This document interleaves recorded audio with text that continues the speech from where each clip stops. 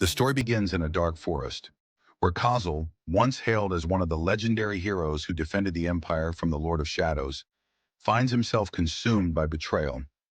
After his great victory, his fellow heroes turned on him, killing him to claim the glory for themselves.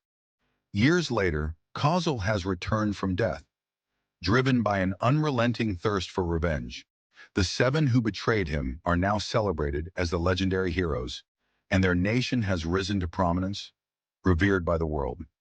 Among the many seeking to enter this exalted land is a young elf girl named Pie, along with countless others desperate to cross the heavily guarded border.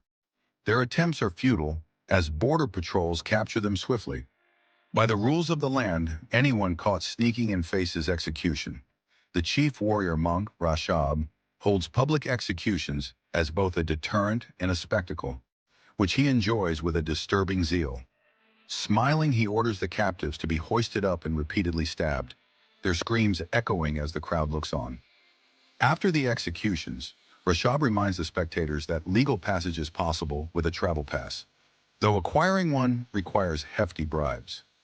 After the gruesome display, Rashab returns backstage to rest, only to find one of his men holding the elf girl, P, who had been caught hiding in a merchant's crate. The girl insists it was an accident, but Rashab isn't convinced and is about to order her execution when Khazal appears. Chastising P for wandering off, Khazal claims to be her brother, but Rashab is immediately skeptical, noting they look nothing alike. Undeterred, Rashab deems it irrelevant and declares that both will face execution in the next round. Realizing he can't talk his way out, Khazal prepares to draw his sword, but before he can act, a man sneaks up behind them, grabs Khazal and P, and scolds them as if he knows them. Sneak across the border. He explains that such careless plans are doomed to failure and warns them not to interfere with his own carefully arranged escape, for which he has already paid a smuggler. Wide makes it clear that he has no interest in their fates, whether they succeed or die. However, he warns them to stay out of his way if they value their lives. Before Wide can leave, Khazal stops him, asking for more information about the smuggler he mentioned. A man refuses to share his contact information with two kids, questioning why they would risk their lives to cross the border. Pia explains her home was destroyed, leaving her with nothing, and she wants to cross for a better life. Suddenly, Coin hears the footsteps of 13 armed men approaching. He casually picks up Pi and tosses her into the canal to keep her safe in case a fight breaks out. The group is soon surrounded by 13 soldiers from the monastery. Although Rashab had released them earlier, recognizing their virtue, these soldiers had not benefited and came seeking revenge. They demand answers. But Coin is confused by their talk of virtue. Y explains that the monastery controls border crossings, judging people's worthiness based on their supposed virtue. However, the process is corrupt, and bribes are required. The soldiers saw how much Y bribed Rashab and assumed he had more money. They plan to rob and kill him. As one soldier charges at Coin, he swiftly draws his sword and slices the attacker in half. Y is left in awe of Coin's incredible strength. Despite their fear, the other soldiers, motivated by greed, attack together. However, they are no match for Coin. By the end, all 13 soldiers are defeated, their bodies discarded into the canal. Afterward, Y asks Coin for a favor, promising to introduce him to a smuggler in return. Soon, Pi emerges from the canal, upset but unable to complain, as Coin announces they are meeting the smuggler. Y leads them to a tavern beneath the city. While Coin and Pi sit, Y speaks with the smuggler and tavern owner, Alta. He explains that he had to use some of their money to bribe Rashab to save the children and asks for a discount. Reluctantly, Alta agrees, given her fondness for the kids, especially Coin. Later, Y informs Coin that Alta wants to meet him in her room. Before he goes, Y advises Coin to be mindful of Alta's mood. In her room, Alta offers to help Coin in exchange for him working for her. Coin refuses, confident in his ability to cross the border alone. However, Alta warns him that if he misses the ship today, he will lose his chance to meet the seven great heroes. This piques Coin's interest, and Alta explains that the heroes are stationed near the border to suppress the civil war. If Coin crosses today, he will likely encounter them. Meanwhile, Rashab gathers his forces outside the tavern, furious at the evil people inside, who failed to donate to his monastery. He vows to hunt them down and eliminate them. Suddenly, one of Alta's men rushes into her room to warn her of Rishab's arrival. At the tavern's entrance, Rishab confronts the gathered crowd, announcing he has evidence linking the establishment to an illegal smuggling operation. Declaring his intent to investigate, he demands to speak with the owner. Altia steps forward, attempting to bluff her way out by claiming ignorance, but Rishab counters with evidence. He produces a man who immediately confesses, revealing he came to Altia earlier seeking help to smuggle himself across the border. With the truth exposed, Altia's bluff fails. Rishab, pleased with the confession but adhering to his ruthless methods, kills the man anyway. Now certain the tavern is involved in smuggling, Rishab orders his men to kill everyone present. A chaotic battle ensues. During the fight, Rishab seizes Peep, recognizing her as the girl he spared earlier in the day. Despite their previous encounter, he now intends to kill her to set an example. Wide, unable to reach Peep in time, watches helplessly. Just as Rishab is about to strike, Coinzel suddenly descends from the ceiling, crushing several of Rishab's men and startling him enough to release Peep. Rishab is shocked that Coinzel would dare defy the monastery, an act tantamount to challenging one of the 7 heroes, the Landgrave. Coinzel makes his intentions clear. When a soldier charges at him, Coinzel effortlessly cuts him down, displaying his overwhelming strength. Altia, watching in awe, realizes Coinzel is far more powerful than she had imagined. Once the fight concludes, Coinzel checks on Peep, finding her unconscious but unharmed. With her safe, Coinzel sees no further reason for bloodshed and lets Rishab escape. Furious and humiliated, Rishab flees, vowing to restore his honor. Knowing his failure may cost him his position as chief if the monastery learns of it, Rishab declares martial law and calls for reinforcements. When soldiers from the monastery arrive, Rishab enlists the aid of Rangat, a powerful ally. Despite Rangat's steep price, Rishab is determined to eliminate the children and salvage his reputation. Meanwhile, Coinzel and the others hide in the tunnels beneath the city. Despite Allah's warnings about heightened security, Coinzel insists on continuing with his plan to cross the border that night. He cannot afford delays if he is to confront the 7 heroes. Confident in his abilities, especially under the moonlight, Coinzel refuses to back down. Seeing his resolve, Allah decides to help, revealing a secret route unknown to the monastery. Back at the monastery, Rishab prepares for the hunt with Rangat's assistance, determined to finish the job. Meanwhile, Coinzel struggles in the dark, cramped tunnels, disliking places where he can't see the moon, and complaining about the foul smell. Allah explains the tunnels were once used by mages for experiments, which led to the creation of gremlin-like creatures. Although the creatures are weak, they pose no challenge to Allah, who easily dispatches them. Eventually, they reach an opening where Allah explains their path forward. The corridor ahead leads to the underground storage of the port, their next step in the journey. As the group approaches the warehouse, their path is blocked by a giant gremlin. Allah is paralyzed with fear, haunted by the memory of this same creature killing her friend 3 years prior. Kazal leaps into action, determined to strike it down and offering Allah a glimmer of hope. However, his attack barely scratches the creature, which retaliates by slamming him into a wall with overwhelming force. Allah collapses in despair, realizing that if even Kazal couldn't defeat the gremlin, their chances of survival are slim. To make matters worse, the airship they had planned to sneak onto has already arrived. Under Rishab's strict martial law, it will remain in port for only a short time, making it impossible to reach. While Altia resigns herself to defeat, Wide refuses to give up, driven by unfinished business. He uses one of his history rings to wrap around the gremlin's leg, knocking it over. The gremlin quickly recovers and retaliates, but Wide dodges and strikes its head, revealing a crack from Kazal's earlier attack.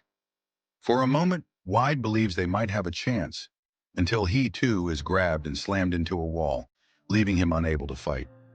Just as all hope seems lost, a bright light shines from where Kazal had fallen.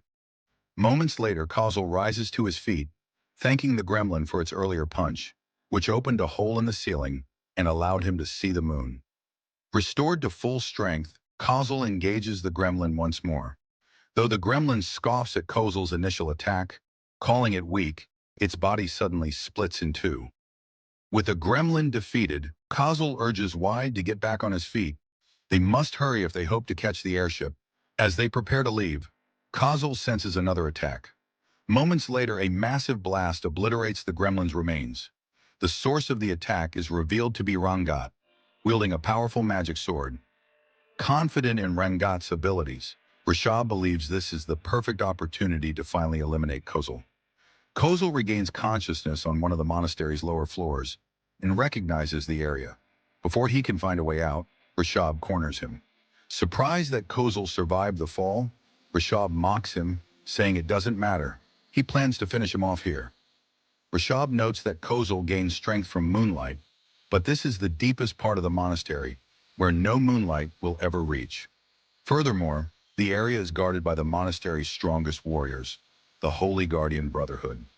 Confident that Kozul is trapped, Rashab orders the Guardians to cut him down. One of the Guardians charges at Kozul, but Kozul leaps into the air and parries the attack with ease. His abilities far exceed those of any normal child, causing the Guardians to question Rashab about Kozul's true nature. They make it clear they have no intention of risking their lives against someone so far out of their league. Rashab dismisses their concerns, claiming Kozul is merely there for their entertainment. Offended by the implication that they are cowards, the Guardians regroup and attempt to surround Kozul, aiming to strike him from all sides.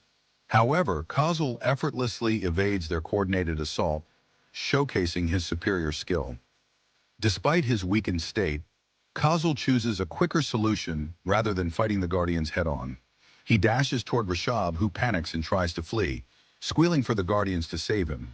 In his haste, Rashab trips on the stairs and falls flat on his face. As he scrambles to his feet, he finds Kozul standing over him with his sword drawn. The Guardians attempt to intervene, but Kozul plunges his sword into the ground, activating a trap that instantly kills all of them. Rashab, stunned by what just happened, demands to know how Kozul could have known about the trap, a secret even Rashab, the monastery's chief, was unaware of. Kozul calmly explains that he memorized the monastery's layout during a past visit, which also allowed him to discern what lies beyond the nearby doors. Without hesitation, Kozul hurls Rashab through the doors, causing a commotion that attracts the attention of the priest inside. Annoyed by the disturbance, the priest chastises them, explaining that this is the most sacred area of the monastery, accessible only to a select few. Even the 7 heroes are forbidden from entering without explicit authorization. However, Kozul ignores the priest entirely and walks past him, approaching a massive network of roots at the center of the room. Assuming Kozul is curious about the place's history, the priest begins explaining, "This is the altar of the attendant of the 7 heroes, Uruk." He recounts how Uruk, during his journey with the 7 heroes, inscribed the magic circle that created the legendary stone spear wall protecting the empire. Kozul cuts the priest off, unable to listen to what he considers a disrespectful tale. To Kozul, reducing Uruk, the man who sacrificed himself for the empire, to nothing more than a mere attendant is the greatest insult. He declares it the worst joke he's heard since his revival. Turning to Rashab, someone asks about the boy nearby. Rashab dismissively replies that Kozul is just a random stowaway, hoping to catch a glimpse of the 7 heroes on the other side of the wall. Hearing this, the head priest admits he understands why Rashab allowed Kozul to come this far. However, realizing neither of them can stop him, the priest decides to share a story. Here 5. He recounts how, 23 years ago, as the 7 heroes ventured through the forest of death, 4 treacherous lancers betrayed the kingdom. The 7 heroes valiantly confronted the traitors, killed them, and continued their mission to defeat the enemy forces. Unwilling to leave the empire defenseless, they risked everything to construct the great wall that now encircles the kingdom. This, the priest explains, is how history remembers that fateful day. But Kozul recalls events differently. In his past life as Ashit, he and the other heroes were traveling to the battlefield when one of them, Uruk, expressed concerns about the empire's safety. The other heroes dismissed his worries, arguing that even if thousands in the empire perished, their priority was completing their mission and returning as celebrated heroes. Uruk, unwilling to let the empire remain vulnerable, decided to take defensive measures on his own. Ashit volunteered to accompany him, ensuring his safe return. Before departing, one of the heroes tried to stop Ashut, but he reassured them, reminding them of their promise to return together as heroes. Tragically, Uruk sacrificed himself to create the spiked wall, and Ashut witnessed the aftermath. The head priest, who hadn't seen these events firsthand, was moved deeply by Uruk's sacrifice and built a monastery to protect the sacred ground. Later, Landgrave, one of the heroes, granted the priest the honor of presiding over the empire's borders. Kazel, however, knows this tale is a fabrication, crafted by the seven so-called heroes to conceal their betrayal. He remembers how Landgrave, a former bandit, gleefully accepted the emperor's trust and the mission that made him a hero. Landgrave boasted endlessly about his newfound status and laughed even as he and the others betrayed Kozel. Kozel recalls their triumphant smiles as they killed him, knowing they would get away with it. The thought of their deception and the rewards they received for it fills Kozel with rage. He knows the truth. Uruk willingly sacrificed himself to create the wall to protect the kingdom. Now Kozel is determined to exact revenge. Drawing his sword, he prepares to destroy the wall. The head priest, realizing Kozel's intent, orders Rashab to stop him, but Rashab hesitates, knowing he stands no chance against Kozel. The priest launches two magical spikes at Kozel, but he effortlessly deflects them and slashes through the magic circle that powered Uruk's spiked wall. Meanwhile, on the surface, others arrive at the loading bay, only to discover that the ship has already departed.